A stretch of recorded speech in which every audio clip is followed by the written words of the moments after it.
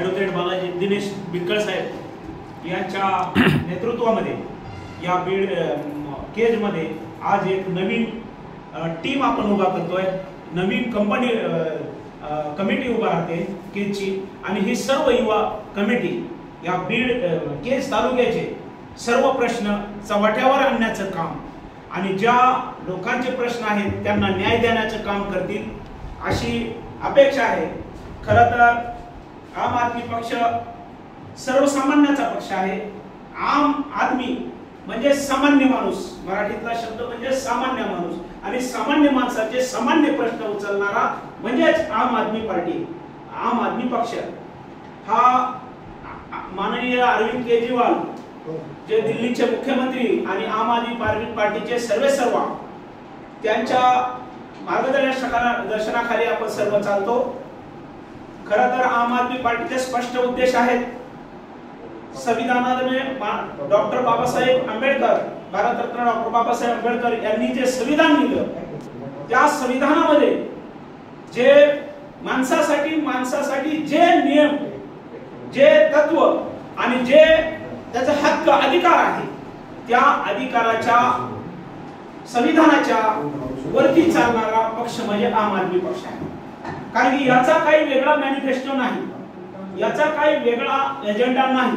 कारण की जो संविधानामध्ये माणसासाठी हक्क दिलेला आहे, मग तो शिक्षण असेल, आरोग्य असेल, पाणी असेल, या सृष्टीच्या ज्या व्यवस्था आहे ती कशी माणसापर्यंत भेटेल आणि जे माणसाला जगण्यासाठी जे श्रेष्ठ पाहिजे ते कसं त्यांना सरळतेने भेटेल, या गोष्टी संविधानामध्ये जशा पद्धतीने लिहिल्या तशा पद्धतीनं सामान्य माणसापर्यंत पोहोचल्या पाहिजेत, यासाठी आम आदमी पार्टी पक्ष काम करणार आहे.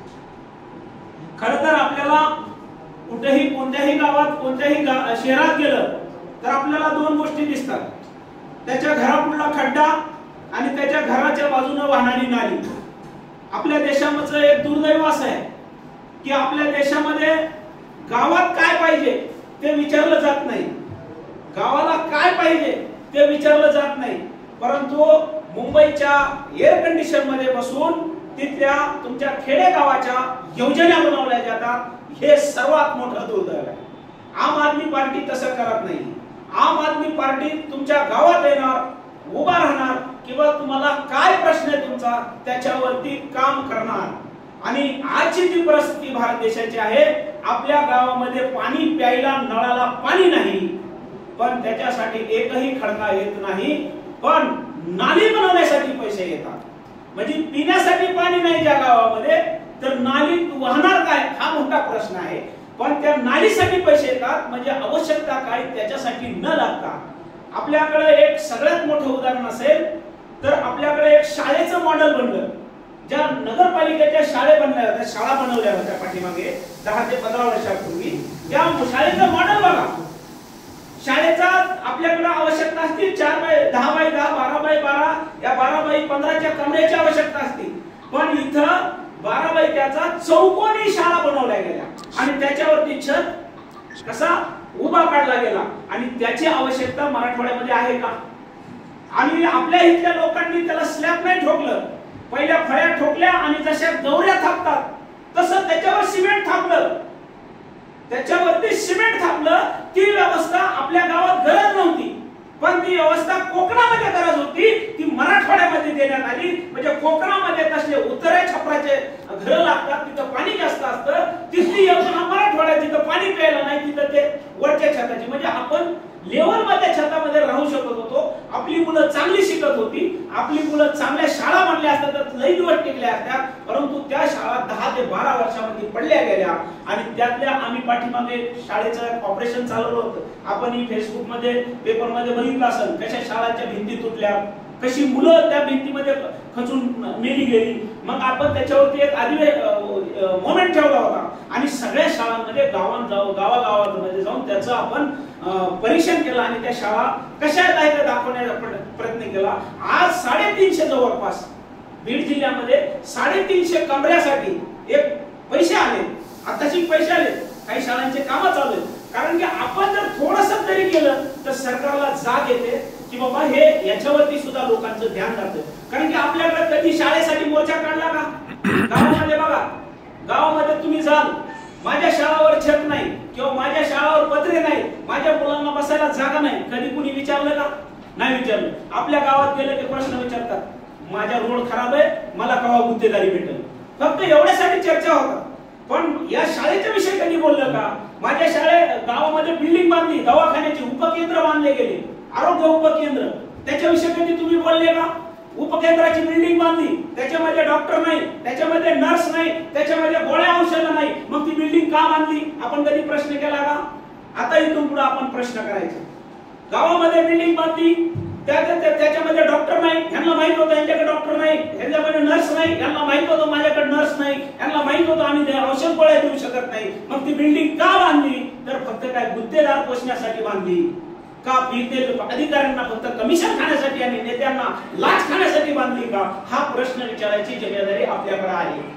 आता गावागावामध्ये आपण हे चालवा, जिथं प्राथमिक आरोग्य केंद्र आहे तिथं गोळ्या भेटल्या पाहिजे, जिथं आरोग्य प्राथमिक केंद्र आहे तिथं डॉक्टर आला पाहिजे, याचे निवेदन हरेक तहसीलदारला, हरेक सीएस ला, हरेक जिल्हा परिषदेला गेली पाहिजे.